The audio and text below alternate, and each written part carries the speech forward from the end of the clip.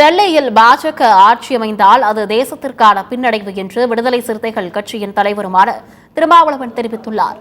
மதுரை விமான நிலையத்தில் செய்தியாளர்களை சந்தித்த அவர், டெல்லி சட்டப்பேரவைத் தேர்தலில் பாஜக முன்னிலையில் இருப்பது மிகுந்த அதிர்ச்சியை அளிக்கிறது.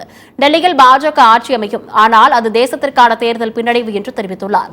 இந்தியா கூட்டணி தலைவர்கள் தீவிரமாக ஆலோசிக்க வேண்டும் என்று கருத்து தெரிவித்துள்ள திருமாவளவன், ஈகோ பிரச்சினைகளை ஓரமாக வைத்துவிட்டு நாடு மற்றும் நாட்டு மக்களை காப்பாற்ற சிந்திக்க வேண்டும் என்று கூறினார்.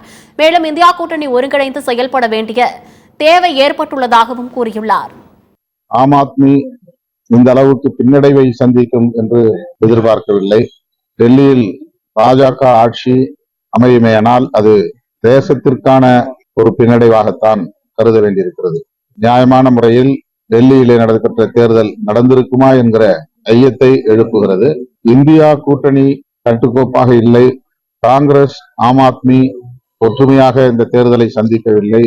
இந்தியா கூட்டணியில் இடம்பெற்றுள்ள கட்சிகள் ஈகோ பிரச்சனைகளை பின்னுக்கு தள்ளிவிட்டு நாட்டையும் மக்களையும் காப்பாற்றுவதற்கான திசை வழியில் சிந்திக்க வேண்டும். நாடாளுமன்ற தேர்தலுக்கு மட்டுமல்ல, சட்டப்பேரவை தேர்தல்களுக்கும் இந்தியா கூட்டணி ஒருங்கிணைந்து செயல்பட வேண்டிய தேவை உள்ளது.